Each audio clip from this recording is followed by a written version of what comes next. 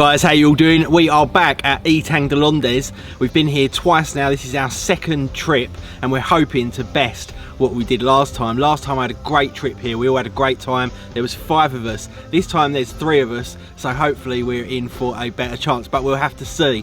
I've got a serious record to beat last time. Last time I was here I had a couple of 40s, several 30s and also a couple of doubles as well, and a few of my friends did even better and had a 50 pounder out of the lake, which was called Tatty Tau, and another friend had that same guy had 2 40 pounders as well on the same trip. So the weather today is absolutely stunning. We've been here for a day now. We got the tunnel over from Folkestone to Calais, and it's about a 4 to 4.5 hour drive from Calais to where we are now, which is about an hour away from Le Mans. Maybe not even that far, maybe about half an hour from Le Mans.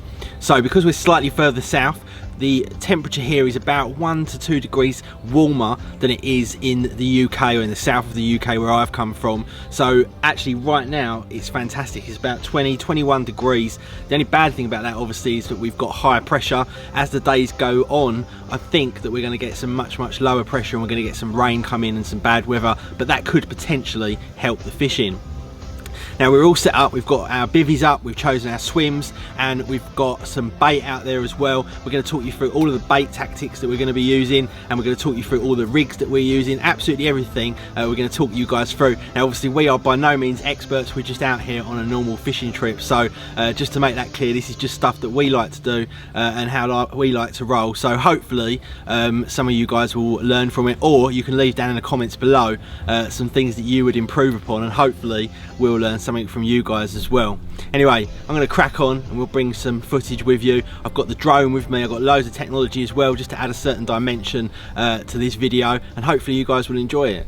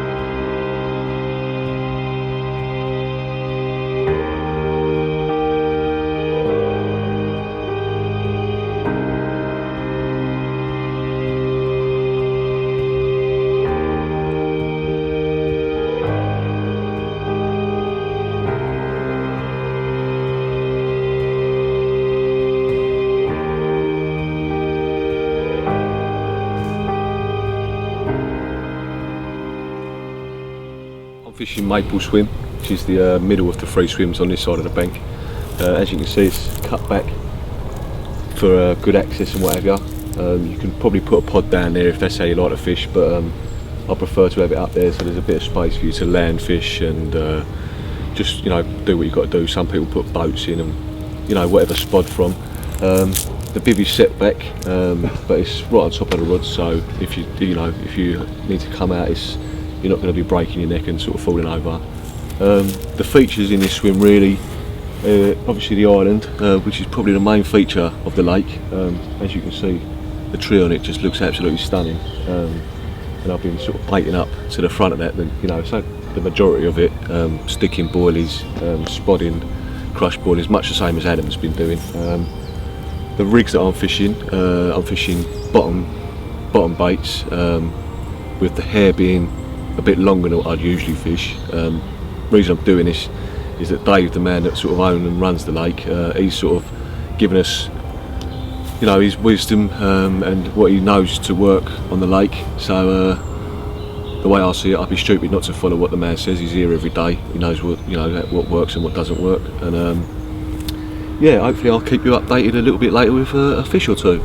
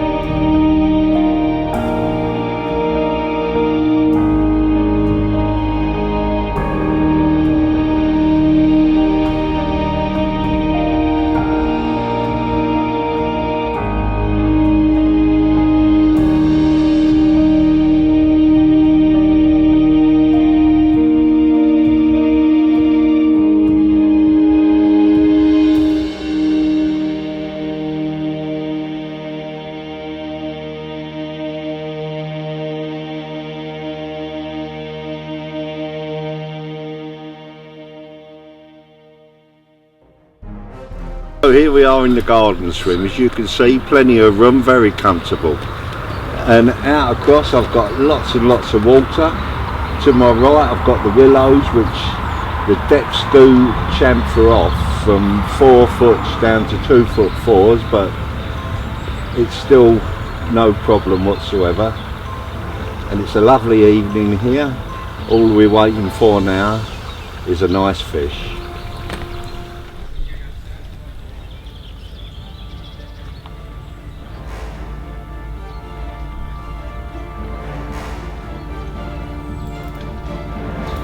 Well, I just put my spoon into my pudding and it streamed off, and after a dash, here we are.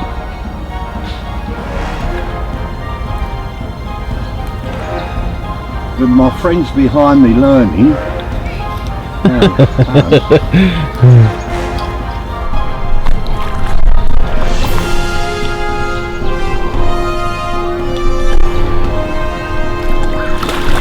Thank you very much. Get in that net. In it.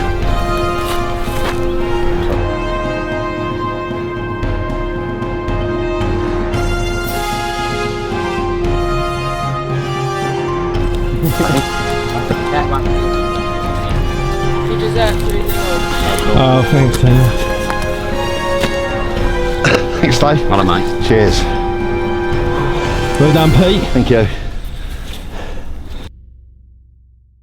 This is my particular swim. There's, I think, 7 swims overall on the lake, and you're allowed a maximum of 5 people here, so you're always going to have a couple of swims left over. The one I went for is this one. This is the one I was in last time. It's called the boathouse swim, for obvious reasons. Next to me there's another one, and then another one called the garden swim, and then over the other side we've got the tall tree swim, mistletoe, and then that works its way down as well. And in fact the bank on the other side is longer than the bank on this side, but this bank is closer to the house and also to the amenities as well, and it's a little bit more social because you're a bit more bunched together, whereas over the other side they're quite separate. Now all the way along here behind me you've got the dam wall, which is a completely straight dam wall. Right in the middle goes down to about 12 foot of water, and you cannot fish from the dam wall, so that's completely out of bounds. The only thing you can do along there is walk along, bait up, or get to the other side to go to your swim over there. Now the last time I was here, like I say, I was in the boathouse swim, and I was fishing mainly to the middle of the lake. So if behind me over here possibly you can see that there's a red tree, and that is actually a hand-built island, a man-built island in the middle there. I go out 90 degrees from that out into the middle of the lake, basically halfway between here and the other side, put out a whole bunch of boilies using the throwing stick, so they're all nice and scattered around, and then I fish 2 pop-ups over the top of that on rods, maybe sort of 2 meters apart, something like that. And I'm doing exactly the same thing this time round. Some people have success fishing right up to the dam wall itself, but I've had no success there in the time that I came here before, so I'm kind of sticking away from that this time. But maybe as the day or the week goes on even, I'll potentially give that a go. And then my other rod is quite a bit further out, literally almost to the other side of the lake, and probably about 20 foot out from the dam wall, something like that. And I'm spotting a whole bunch of crushed up boilies, chopped boilies and whole boilies, all from 5-star baits, mainly using the nuts and Luna whites, all the way over to there. Now we've got everything wrapped out. The 2 positions that I'm fishing to in the middle of the lake here behind me, they are set at 13 wraps, and then I've also got another one out at 21 wraps, and that's all clipped up and ready to go on all of my rods. Got the measuring sticks over here, and that way I can just get some really nice accuracy in terms of constantly going back to the same spot, making sure I'm consistently baiting up the same spot and I'm not baiting up a whole area that I'm not actually putting my hook baits into. So that's working great at this point in time.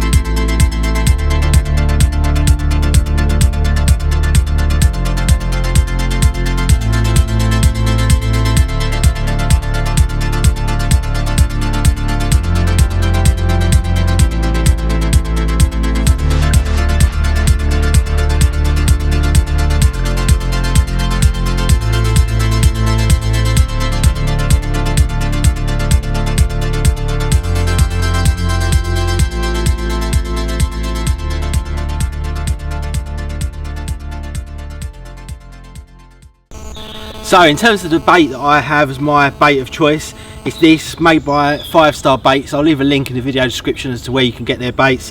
Been using it for some time now, caught quite a few fish on them, and really been just thoroughly impressed with the quality of the bait, obviously the price as well, all the flavours that are available to you, everything about it just screams quality. So I'll take you through how I'm using it in the fishing over here at Etang Des Landes. So we've got a whole bunch of freezer baits here. You can see we've got some of the bananas, we've also got some Luna Whites, and we've also got some of the nuts as well. The nuts, definitely my favourite ones.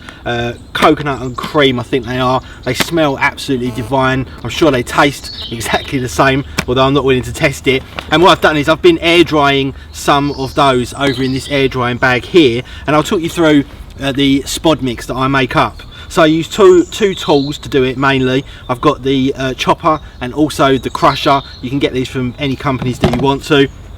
All you do is grab yourself a bucket, get the chopper out, get yourself a whole bunch of the boilies that you've dried out or soaked or washed out, or whatever you want to do with them. Put them in there and then just go through and just start chopping yourself up a whole bunch of these. So when they go out into your swim where you're actually fishing, there's a whole range of different shapes and sizes that are available to the fish, and hopefully just tricking them that little bit more. Now in here we've got 12 mils, we've got 15 mils, and we've also got 18 mils as well. So you can just put these out as they are and you're still going to get a whole range of different sizes, or like I say, you can use something like this to vary it up even more. Now to add even more incentive for the fish to come into the swim in the first place, the crusher thing here is a great way of doing it. So again, all you do is grab some of your boilies, put them in there, put the lid back on, and just give that a couple of winds, and then pour that into your bucket along with all of your main boilies as well. Now there are glugs available as well, so if you want to add more flavour into this, you can do that in addition to all of this stuff you're doing. If you want to add even more flavours into the mix, you can do. Maybe you want to put some chilli in there, or some salt, or maggots, or whatever the case may be. You can mix that up exactly as you want. But once you've got that, this is a really great thing to spot out into your swim, get the fish attracted to your swim in the first place, and then once they're there, they've got the substance of the boilies and the chops to actually give them something to eat. Now the pop-ups that I generally use are these ones. These are the nuts, coconut and cream, again by 5 Star Baits. A nice kind of mild yellow colour, nothing too bright, although they do some brighter ones in the Deception series. Also the white pop-ups, which are actually probably my favourite ones, caught loads and loads and loads on white Luna White pop-ups, again in a whole range of different sizes. But like I say, there really is a huge range of all different ones that you can use. Nice washed out pink in the Deception, cranberry and almond, again in the white sweet plum, absolutely everything you could ever require, all from one company, and again like I say, at a great price, totally tried, tested and proven.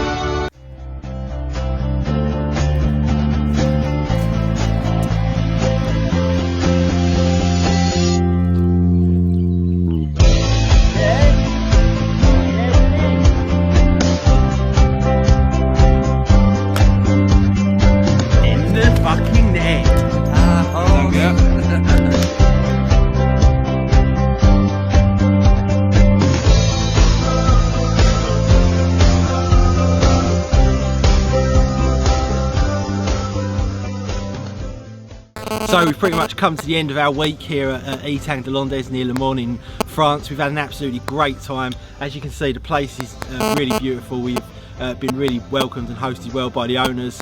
We had some beautiful fish out. It's been just a really fantastic week. We're here for our second time now. We've booked up again probably twice for next year as well. So if you haven't been here and you're looking to go on a French trip, I'd highly recommend it. If there's maybe sort of 2, 3, 4, 5 of you, 5 is the maximum, so anything bigger than that wouldn't be able to be catered for here. But like I say, definitely check it out. I'll leave links to the website down in the video description. We've had loads of banter, loads of laughs, and I know this video is a little bit different for this channel, but if you guys have not been fishing before, maybe it will entice you into a little bit of fishing.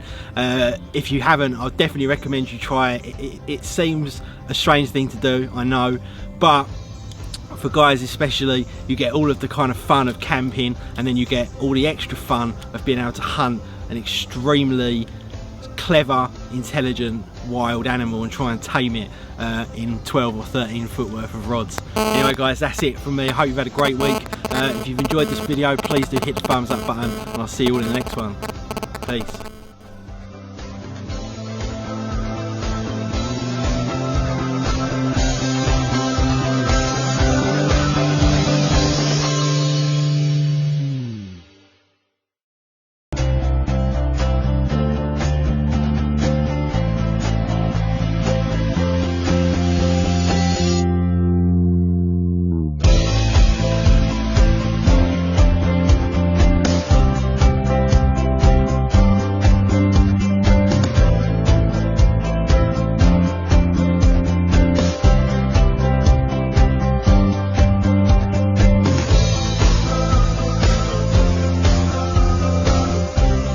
So I'm going to show you how to tie my favourite rig today. It's the hinge stiff rig, but it's my variation of it. So obviously I'm sure there are people that do exactly the same as me, but everyone does it ever so slightly different. But I'm just going to show you exactly how I do it. Now obviously you don't have to use the products that I'm using. You can use them from any company. Makes no difference. They're all pretty much the same. These are just the ones that I've chosen to use them. So first up, use. First up, you need to get a ring swivel. The ones I'm using are these Tasker ones, but like I say, you can use any brand you want. It makes no difference so long as it's got the normal swivel with the big ring end on the bottom of it. And then the next thing that you need is some filament. So this one is the mouth trap one. This comes in 25, 20 and 15. This is a Calder one, but there's loads of different ones out there from all different companies. Now because I'm going to be doing this on camera, I'm going to be doing it with the biggest hook I've got, which is a size 4, and I tend to use the 25 pound with a 4 and a 6, the 20 pound with an 8, and then the 15 pound with a 10 if you want to go down to that small. But you can obviously vary that around, and the different products change that slightly. So I always peel off some of this. I actually do it 5 sides of this to make it the length that I want, and then cut that off. Try and make sure you get a nice clean cut, because at a later stage you've got to get that through a fairly small hole, so you want to make sure that it's a nice clean cut on both ends. But basically that's probably about 12 or 13 inches long, I would imagine, something like that. And all you got to do first of all is, not on the ring end of it, but on the normal end of the swivel, just put it through there, and you want to just do a normal blood knot. Now because, or half blood, I'm not quite sure which one. So because this is really thick, you only have to do a couple of turns. So if you just twist this literally maybe 3 times, something like that. It is a little bit fiddly to twist because it's so stiff, but yeah, just twist that around literally a couple of times. Doesn't need much because it is so stiff. And then just put that through the loop there, wetting it up, and then just pull that tight. And as you can see, even with just a couple of turns, that is rock solid. Get yourself some kind of ring puller and then just pull that right the way down so it's nice and tight. They never look particularly neat, the knots with this material, but that is never ever coming off no matter how hard you pull that. So you can trim that down, and you can trim that right next to the knot if you want to, or if you want to kind of make it even better, you can leave a tiny bit and then use a lighter to blob it. It's completely up to you. So now we've got the ring swivel tied onto the mouth trap or chod filament. The next thing we need to do in my case, and not everyone will do this because a lot of you will want to use putty instead of this, but I like to use these. These are little swivel chod beads from Tasca, and the reason I use these is because I just don't particularly like putty. I'm never kind of a fan of it. So these little things, they're just little lead beads, and what you do is you just wet the end of the chod filament, put it through the slit end of it, and then just turn it, swivel it round until it comes out the other side. Sometimes it's a bit of a bitch to do it, but if you just keep swiveling it, it will generally come out the other side. And then once you've got that, you can just pull that directly through, and then the slit on there, line that up with the swivel so you can pull that right down onto the swivel like that.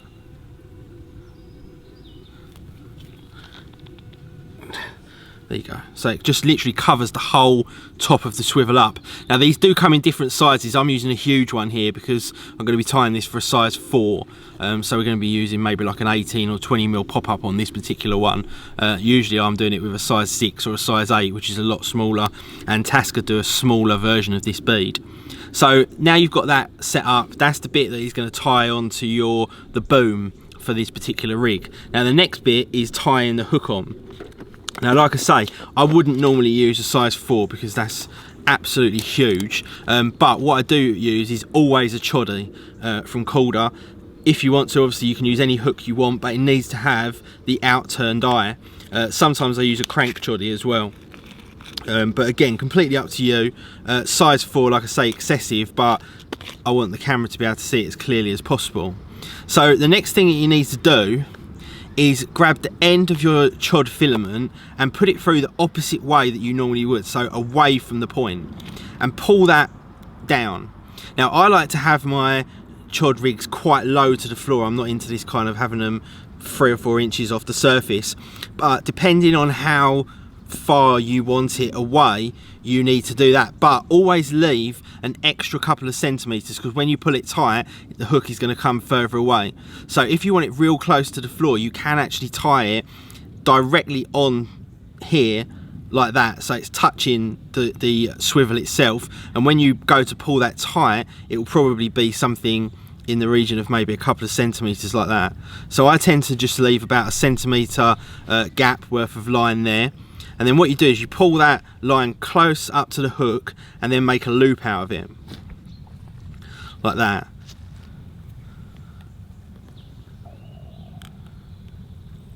I'll try and show that as clearly as possible. So all I've done there is put that through, grabbed the line here and just turned it into a loop, and then aligned both of those bits of chod filament all the way up the back of the hook like that, and then just pinch it as tightly as you can here.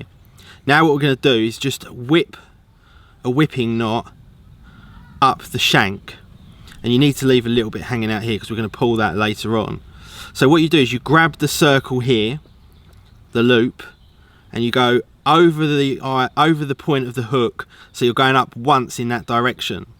Now the next thing you do is come back down so that actually crosses over that first one, so you end up with a crossover like that. And then what you do is you just continue to whip down the shank of the hook, and depending on the size of the hook and the thickness of the filament, you can do a certain number, but they should be nice and neat, all bunched together like that, apart from the crossover at the beginning.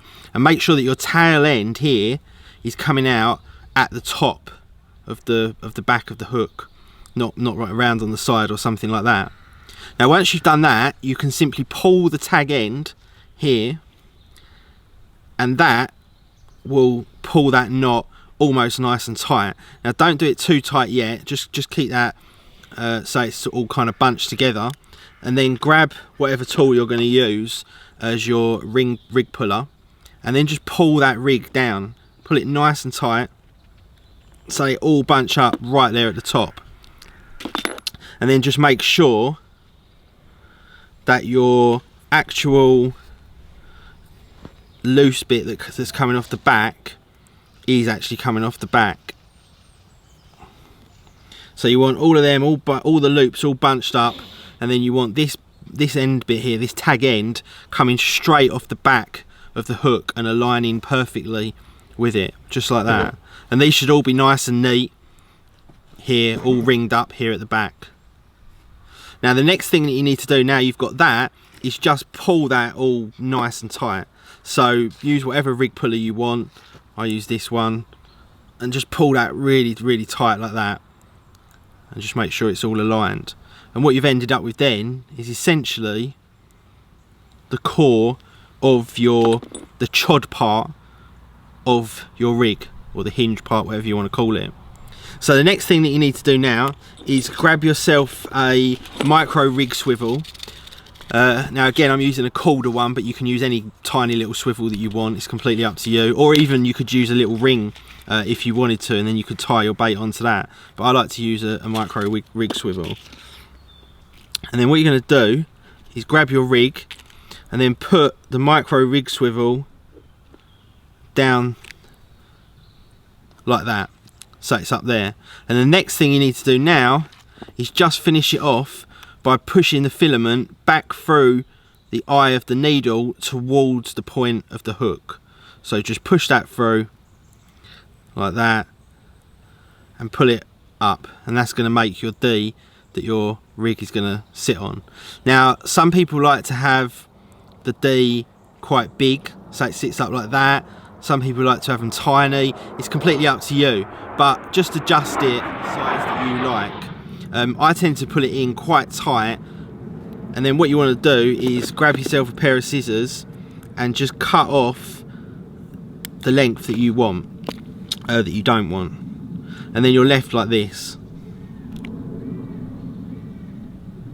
So the next thing you need to do now is just blob the end so we can pull that through. Now when you do this, make sure you be extremely careful not to burn the rest of your rig. So protect that with your fingers, and then just blob that, burn it a little bit, touch it with your finger, and just blob that off so it doesn't come all the way back through. And then with a rig cone perhaps, you can set the angle that you want on there. And then with the bait, all you do is you just put the needle through the bait, push, and with some bait floss, and tie your bait onto the rig swivel, and that's the kind of choddy part of the rig. And you can use that as an actual chod if you want to, on an actual chod rig, or as the chod part of a hinge stiff rig, which we're going to be doing now. So that's kind of the way that I prefer to do that particular element of it. Now the next bit is for the boom. Now I like to use the hybrid stiff from Calder because this is the only material that you can crimp that they do, but you can use any kind of stiff material that you'd like to. So all I do is cut off again maybe another sort of 10-12 inches of this, like so. Don't need to strip anything back, and you can reuse the boom as well. You can reuse this over and over and over again. So once you've tied this boom section, you can literally use it as many times as you want and just re-tie the chod section. So get that there, and the next thing we need to do is get out one of our crimps. Now you want to use the small crimp with this, don't use the large one because that just doesn't crimp it tight enough. And then what we're going to do is we're going to grab one of those crimps and just push it, one end of the hybrid stiff, through the crimp. You need to make sure you've got a nice cut on the hybrid stiff to be able to get that through that small hole there. So you get that, and then whatever you want to attach this with to your main line is what you're going to crimp on the other end. So in this case what we'll do is we'll use just a standard swivel for the other end of the rig. So you can use anything that you want though. You could maybe use like a multi-clip or a little triangle or a ring or anything that you want. It makes no odds, just as long as you have got something to terminate the end of the rig. So then what we do is we push that over like that, loop that round, and then push the other end back through the crimp like that. And apparently you're meant to pull these up as tight as possible to get the most secure connection, although I always like to leave just a tiny bit because I like that to have just a little bit of movement, but apparently that's not the way to get the strongest crimp, but that's just the way I like to do it. So then put that in the small part of your crimp like so, and then just crimp that down, just crush it just as hard as you can, like that. And then you've got a really neat finish. Always pull it to make sure it's not gonna, you haven't done like a weak one, for example. So next thing, just trim up that tail end there. So you've got a nice neat crimp to the swivel. Now you've got to decide how long you want your boom section to be that's going to connect to the chod element of the rig. So there's our little chod element, here's our boom, and what we need to do is get now another crimp out.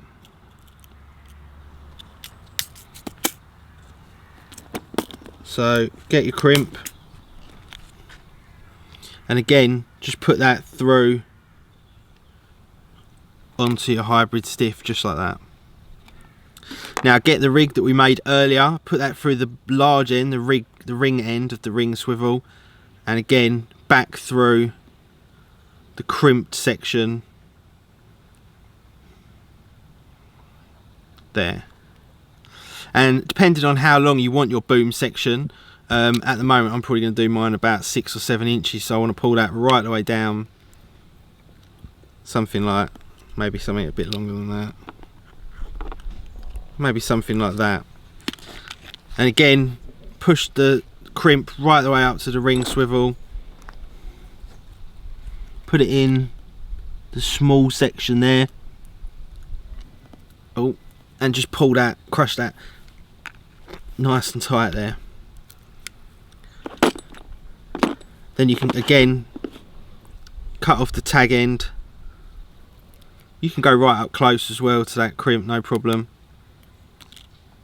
And there you go, that is it. We've got our full hinge stiff rig ready to go. Now you'll notice at the moment that's all bent up and whatnot, but if you put that under a cooker with steam for literally just a couple of seconds, that will straighten out 100% to be completely straight, no problem whatsoever.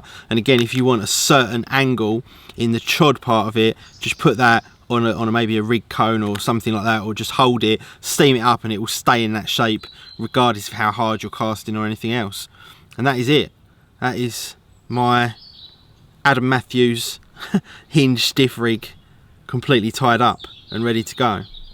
And in fact, just to finish it off, I'll just show you how I tie the bait on, just to make sure that you know how to do that.